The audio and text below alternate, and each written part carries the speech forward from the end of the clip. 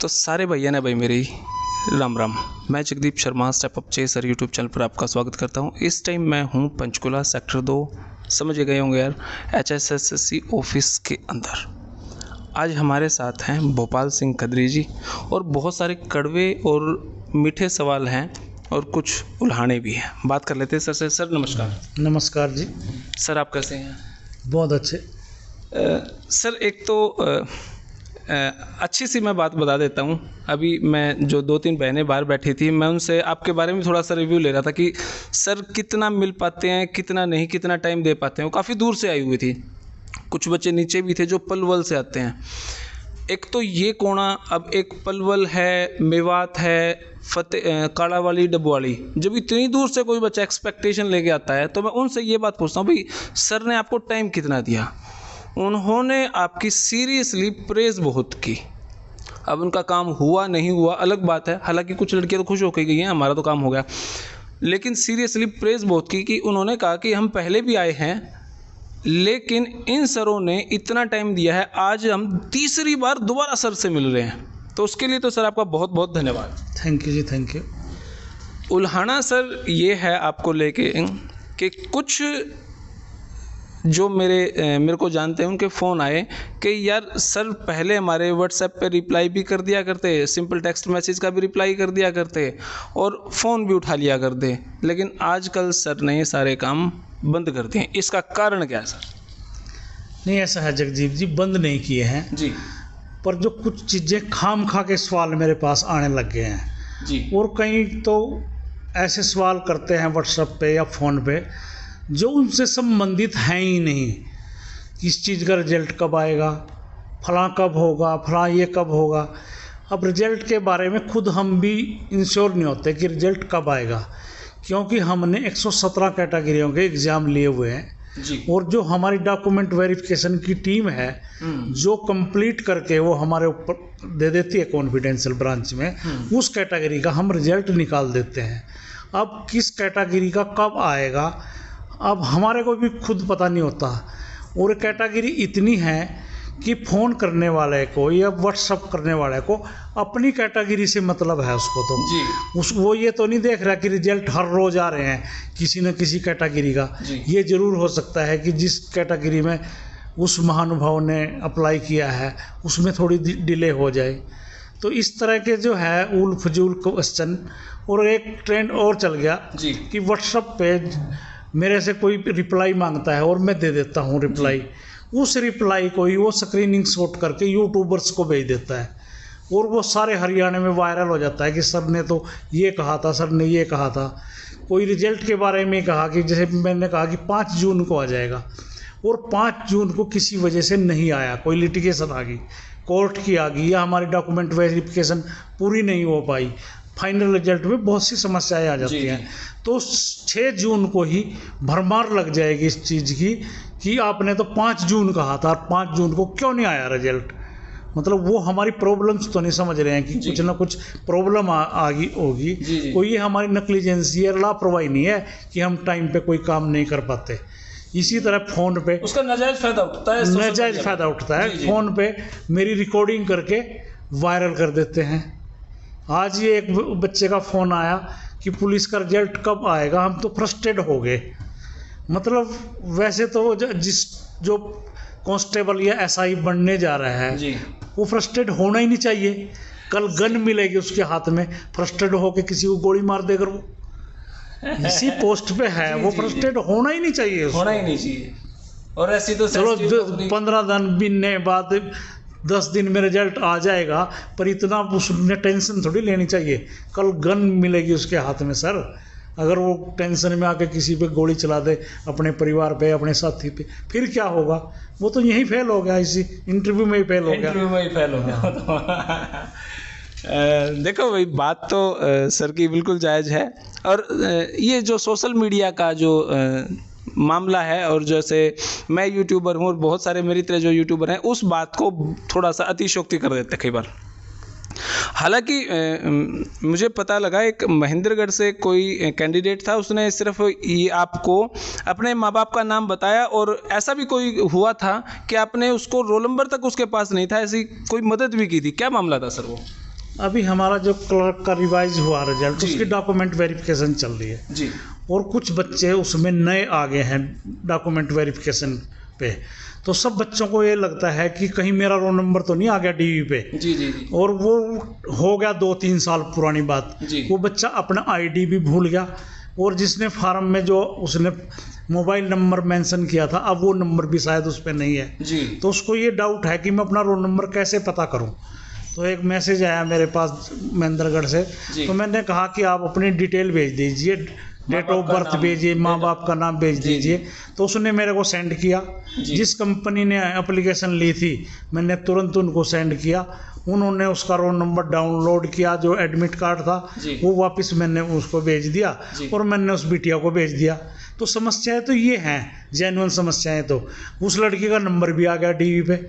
तो उसने अपने थैंक्स में रिप्लाई में इतनी बार लिखा कि सर इस छोटे से काम के लिए मेरे को पंचकुला आना पड़ता था और आपने ये मिनटों में ही कर दिया। तो इस तरह की अगर कोई समस्या है तो हम हर टाइम तैयार हैं, आधी रात भी तैयार हैं। देखो भाई, इस तरीके की भी जब मदद होती है तो ये लगता है भाई ये समस्या थी और उसके लिए उस लड़की को इतनी दूर आना पड़ता है और वो व्हाट्सएप पे ही सॉर्ट आउट होगी, ये बहुत बड़ी बात है। तो आप थोड़ा सा जेन्युइनली सोच भी लिया करो। ओके, तो सर मेरे जो सवाल हैं, एक सवाल है कि 5/2019 क्लर्क की भर्ती में सोशियो इकोनॉमिक क्राइटेरिया के अंतर्गत सर 3 बेनिफिट्स जो विडो है, फादरलेस है, एक्सपीरियंस की डेट 13/8/2019 रखी थी, जबकि नो जॉब की डेट आपने 7/1/2020 ऐसा क्यों रखा? देखिए इसमें है ये है कि पहले जो आप कह रहे हैं बिल्कुल जो date cut off date application की डेट थी जी। उसी में हम उसके डॉक्यूमेंट देखते थे कि वो उस दिन कंप्लीट होने चाहिए। तो इस दौरान हमारे पास कुछ समस्याएं ऐसी आई कि किसी बच्चे ने ऑर्फन का सर्टिफिकेट लगा दिया, फादरलेस का नहीं लगाया। ओके। और एक्चुअल में ही उसके फादर की मृत्यु एप्लीकेशन की कट ऑफ डेट से पहले हुई थी। तो हमने उसको ऑप्शन दे दिया कि अगर आप डीवी पे भी लेके आ गए फादरलेस का सर्टिफिकेट, तो डेथ तो पहले हो चुकी, तो उसको बेनिफिट मिल जाना चाहिए मानवता के आधार पे।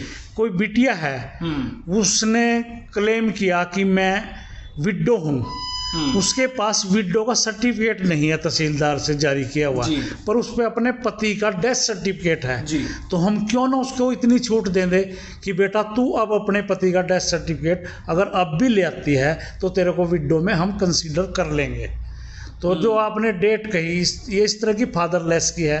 कई बच्चे क्या कहते हैं EWS का सर्टिफिकेट 8 लाख वाला जो सेंट्रल गवर्नमेंट की सर्विसेज में अप्लाई होता है वो ना लगा के वो लगा देते हैं, ना कि 6 लाख वाला जो हरियाणा में लागू होता है। तो हमने उनको कहा तू अब लिया सर्टिफिकेट 6 लाख से कम वाला, गलती होगी तेरी से, तो हम उसको भी अगर करेक्ट कर दें तो इसमें बुराई क्या है। कल वो इस बात को लेकर कोर्ट में जाएगा और कोर्ट ने सिमिलर केसों में कई ऑर्डर कर दिए इस तरह के, तो वो हम उस पर कोर्ट में क्यों खर्चा करवाएं। अगर हम ही मान लें उस बात को पहले से ही तो उसको भी अच्छा लगेगा। ठीक बात है। और जो आप बात कर रहे हैं कट ऑफ पहले थी, तो हमने जो डीवी की डेट है, डीवी का जिस दिन पहली डेट थी हमारी, जिस दिन डीवी पे हमने कंसीडर किया था, इस तरह के सर्टिफिकेट हमने ये कहा कि डीवी की जो पहली डेट थी हमारी, जिस दिन बच्चे पहले ये क्लर्क में जब सेलेक्ट हुए थे तब आए थे, हमने उसको कट ऑफ मान लिया। और ये कट ऑफ क्या होनी चाहिए, ये एप्लीकेशन की कट ऑफ होनी चाहिए, डीवी की कट ऑफ होनी चाहिए। ये समय समय पर हमारा कमीशन बदलता रहता है और कमीशन को ये अधिकार है कि एक रेजुलेशन करके उसके सारे मेंबर्स इस तरह के क्राइटेरिया में इंटरनल चेंज कर सकते हैं। जी।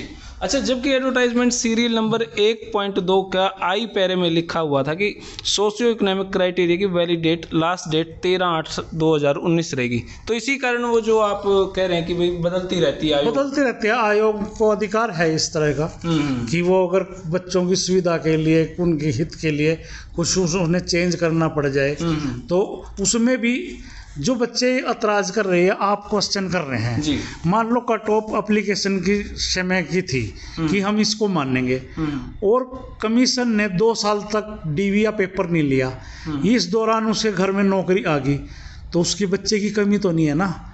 डिले तो HSSC के कारण हुआ है। वो कब तक बाट देखेगा इस बात की कि मेरी डीवी होगी या मेरा एग्ज़ाम होगा, तो हमने स्टेटस डीवी के टाइम दे के एक उसको एक तरह से रिलैक्सेशन दिया आपने ये। जी। अच्छा sir, staff nurse 10 number category और 19 नंबर कैटेगरी को आपने मर्ज कर दिया, 10 स्टाफ नर्स का था, उसमें सिर्फ आपने 18 बच्चों को किस तरीके से डिस्क्वालीफाई कर दिया, बाहर निकाल दिया, कुछ ऐसा मामला भी है? हाँ, ये मामला है और इसमें कुछ बच्चे अभी बाहर हुए हैं, सिलेक्शन से भी बाहर हुए हैं। वो क्यों हुए हैं मैं आपको सिंपल शब्दों में समझा देता हूँ कि जब हमने एडवर्टाइजमेंट की थी तो उसमें कैटेगरी नंबर 19 और कैटेगरी नंबर 10 थी जी। जो कैटेगरी 19 थी वो सिर्फ ESI के लिए थी। ओके। ESI के लिए थी और वो पोस्टें भी कम थी जी। और उसमें मैक्सिमम पोस्टें रिजर्व थी एक्स सर्विसमैन के लिए। ओके। और जो कैटेगरी 10 थी वो ओपन थी, कोई भी भर सकता था। तो जब फॉर्म भर रहे थे, भरने का टाइम एक ही था, तो कैंडिडेट्स ने क्या गलती कर दी कि उसने 19 नंबर कैटेगरी में अप्लाई कर दिया और 10 में भी कर दिया जी। तो जब रिजल्ट आया और हमने देखा कि ये प्रॉब्लम है कि यहाँ तो जगदीप के लिए सीट ही नहीं थी 19 में, तो यहाँ तो एक्सप्रेस सर्विसमैन के लिए थी जी। तो इसने गलत अप्लाई कर दिया, तो हमने उसको चेंज करके 10 में कर दिया। तो कर किन का दिया? जिन्होंने 10 में भी अप्लाई किया था और 19 में भी अप्लाई किया था। अगर किसी ने 10 में अप्लाई ही नहीं किया और सिर्फ 19 में अप्लाई किया तो हम उसको कैटेगरी 10 में लेके नहीं गए, क्योंकि उस पार्टिकुलर कैटेगरी में ही उसने अप्लाई किया था, वहाँ उसकी सीट नहीं थी। ये इसलिए किया अगर किसी बच्चे को उस कैटेगरी में कंसीडर कर लें और दूसरा एक जो मेरिटोरियस बच्चा है कैटेगरी नंबर 10 का, वो कोर्ट में चला जाए कि सर जो जिस लड़की की या बेटे की सिलेक्शन इन्होंने कर दी है उसने तो कैटेगरी 10 में अप्लाई ही नहीं किया था, वो आपने कैसे कर दिया? वो कैसे कर दिया? तो हमने जिन्होंने दोनों में अप्लाई किया था उनको 10 में कंसीडर मान लिया और जिन्होंने खाली 19 में किया था तो उनको कंसीडर नहीं किया, क्योंकि उसके लिए वहाँ पोस्ट थी ही नहीं। लेकिन आपने मतलब कहने का मतलब उसको मर्ज नहीं किया था? मर्ज नहीं किया था। ओके सर, एक हरियाणा पुलिस का रिजल्ट बहुत लेट हो रहा है, इसका कारण क्या सर? हरियाणा पुलिस का जो हमने फीमेल का रिजल्ट निकाला था जी, उसमें जो हमने नॉर्मलाइजेशन का मेथड लगाया था जी, वो चैलेंज हो गया था कोर्ट में और हमने भी उसकी स्टडी की और मैंने कोई इसमें लाग लपेट नहीं है कि जब हमने देखा कि मेथड गलत था और हमने फीमेल का रिजल्ट निकाल दिया था, तो हम चाहते थे कि ये जो मेथड है जब दूसरे मेथड से निकालेंगे वो है इक्वी परसेंटाइल मेथड जी। वो सुप्रीम कोर्ट ने भी उस पर मोहर लगाई हुई है, इलाहाबाद हाई कोर्ट ने भी लगाई हुई है, कोई यूपी का SI का केस था। तो हम चाहते थे कि हम जाके कोर्ट से ही अप्रूवल ले लें कि हम कौन से मेथड से निकालें, कल ये ना हो कि जिस मेथड से हम निकालें कोर्ट की जजमेंट कोई दूसरी आ जाए, डिफर आ जाए, तो रिजल्ट एक तरह से प्रभावित हो जाए या सारा ही रिजल्ट हमने क्लर्क में जो भुगत रहे हैं हम रिवाइज करना पड़ जाए या भर्ती कैंसिल हो जाए। तो हम ये चाहते थे कि हम कोर्ट की अप्रूवल लें, पर हम अभी जो है लीगल जो एक्सपर्ट हैं उनकी और सरकार की AG साहब की ये हम एडवाइस ले रहे हैं कि क्या हम बिना कोर्ट की अप्रूवल के भी रिजल्ट निकाल सकते हैं। तो इस तरह की फाइलें अभी अंडर कंसिडरेशन हैं। अगर ये मोहर एक्सपर्ट जो हैं लीगल एक्सपर्ट या हमारे AG साहब, LR साहब या सरकार के लेवल पे CS साहब अगर हमारे को अलाउ कर देते हैं कि आपको कोर्ट के अप्रूवल की जरूरत नहीं है, जजमेंट की जरूरत नहीं, आप रिजल्ट निकाल सकते हो, रिजल्ट तैयार है, हम उसकी भी कोशिश करेंगे। मैं पूरी तरह से आश्वस्त नहीं करना चाहता कैंडिडेट को कि करेंगे। अगर इस तरह की हमारे पास एडवाइजरी सरकार की या लीगल एक्सपर्ट की आती है तो रिजल्ट हम पहले भी निकाल सकते हैं। ओके, तो ये तो बिल्कुल सही क्लियर सी बातें हैं। अच्छा सर, मैंने कल आपकी एक वीडियो देखी थी थोड़ा सा लेट नाइट, उसमें मामला सा थोड़ा सा क्लियर नहीं हो पाया था, लेकिन मैं थोड़ा सा एक सवाल को एक्सप्लेन कर रहा हूँ कि जो हरियाणा क्लर्क का पेपर था उसमें कुछ बच्चे ऐसे आए थे कि दूसरों बच्चों की जगह बैठे, उन्होंने पेपर दिया। अच्छा, जो डॉक्यूमेंट वेरिफिकेशन हुई उसमें भी वही बच्चे आ गए जो दूसरे सीटर थे। जब ज्वाइनिंग होगी, अब जैसे मैं ही सीटर था, मैं ही डॉक्यूमेंट वेरिफिकेशन में था, लेकिन एक्चुअल तो ये बंदा है, ज्वाइनिंग में तो फिर ये जाएगा। इसको लेके आपने किस तरीके से सीरियस लिया भाई? हाँ, अब वो कैसे पकड़ा जाए या कैसे गड़बड़ी को रोका जाए? कोर्ट के आदेश से हम जो क्लर्क का रिजल्ट है वो रिवाइज किया जी। और हमने 21 तारीख से 21 मई से 6 जून तक बच्चों को, जो 3 टाइम बच्चे हैं, स्क्रूटनी के लिए बुलाया जी। उनकी संख्या लगभग 24,500 है। 5,000 लगभग 5,4800 कुछ पोस्टों के अगेंस्ट। तो आप ये भी कह सकते हैं कि वो तो 15,000 होनी चाहिए थी, तो 24,000 कैसे है थर्ड टाइम जी। तो उसमें क्या होता है कि जो ब्रैकेटेड नंबर हैं, अगर एक ही नंबर पे कट ऑफ पे बहुत सारे बच्चे खड़े हैं तो उनको मिला के वो 24,000 समथिंग हो जाते हैं। तो हमने जब उनको बुलाया तो पहले दिन हमारे पास बहुत ही कम अटेंडेंस आई। तो हमने सारे कमीशन ने बैठ के विचार किया ये कम क्यों आ रहे हैं।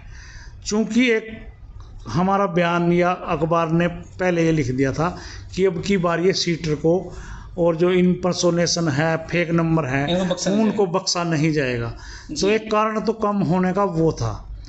फिर 2 दिन के बाद क्या ट्रेंड हुआ, उस दौरान हमने 5-6 लोगों को पकड़ा भी इम्पर्सोनेशन में, और उन्होंने हमारे को लिख के दिया है कि मैं तो किसी और की जगह बैठा था या मैंने तो किसी और से अपना पेपर सोल्व कराया था जी। और मैं सिलेक्टेड कैंडिडेट भी हूँ क्लर्क में, इस विभाग में आज की डेट में लगा हुआ हूँ। तो फिर बच्चों ने क्या किया कि उस सीटर को ही डीवी पे भेजना शुरू कर दिया कि मैच हो जाएगा, क्योंकि पेपर भी इसने दिया और डीवी पे भी यही जा रहा है जी। तो फिर एक नई प्रॉब्लम खड़ी होगी। तो हमने अब एक नया उपाय उसका सोचा है। आधार कार्ड कंपनी से हमारा एग्रीमेंट हुआ है, MOU है जी। कि जितने भी बच्चे इस तरह के हैं उनका डाटा हम उनको देंगे और वो मैच मिसमैच करके देंगे हमारे को कि कौन मैच है कौन मिसमैच है। इसके साथ साथ हम जो हमारे 4800 कुछ बच्चे सेलेक्ट होंगे उनकी जो बायोमेट्रिक वेरिफिकेशन है उनकी हम ज्वाइनिंग के टाइम पे भी करेंगे। ज्वाइनिंग के टाइम पे भी अगर कोई सीटर आ जाता है जी। और जाके किसी ने ज्वाइन कर लिया, आजकल बायोमेट्रिक से अटेंडेंस लग रही है जी। हम कभी भी जाके उसके ऑफिस में जो उसने अटेंडेंस लगाई है कम से कम वो तो कैंडिडेट ओरिजिनल है ना जी, वो तो स्टाफ बन गया ना उस टाइम। तो उससे भी अपनी बायोमेट्रिक को मैच करेंगे। किसी भी एक फेक कैंडिडेट को इन नहीं होने देंगे। और इसके साथ साथ हमने अभी हमारे संज्ञान में ये आया है जी। कि एक ही लड़की ने 6 बार सीटर के रूप में काम किया और 6 लोगों को पास करवा दिया। उसका भी हमने तोड़िए निकाला कि हम अब उनकी ऑडिटिंग करेंगे और सारे ये आंकड़ा हमारे पास आ जाएगा कि एक कैंडिडेट कोई मल्टी शिफ्ट्स में तो नहीं बैठा, 2 में बैठा हो, 3 में बैठा हो, 4 में बैठा हो, 5 में बैठा हो, 6 में बैठा हो। तो ये सारे आंकड़े हमारे पास हैं और इनको क्लियर करके ही पूरी तरह से हम भर्ती करेंगे। जो लोग सीटर गैंग हैं या बच्चे इफ एंड बट करने की कोशिश कर रहे हैं उन सब से अनुरोध है कि दिन लद गए, नई टेक्नोलॉजी का युग आ गया है, अब बिल्कुल एक को छांट के बाहर करेंगे। भाई अलर्ट हो जाओ मतलब आपके पास तोड़ है तो यहाँ पे उसका भी तोड़ है बड़ा अच्छा लगा मुझे जब ये पता चला कि भाई क्लर्क एक्चुअल पेपर में कोई और बैठ गया, वेरिफिकेशन के टाइम भी वही आ गया, अब ज्वाइनिंग के टाइम पे तो फंस गया वो। अब तो पॉसिबल ही नहीं है और केस लगेंगे न्यारे और भाई सारे फंस हो गए। अच्छा सर, बहुत सारे बच्चे CET की तैयारी कर रहे हैं लेकिन इसकी हर बार डेट आगे की आगे खिसकाई जा रही है, तो कब तक तैयारी करेंगे? ओवरेज हो लेंगे जी कुछ CET का परमानेंट प्रावधान कुछ? CET की ऐसा है, CET का नोटिफिकेशन भी हो चुका था जी।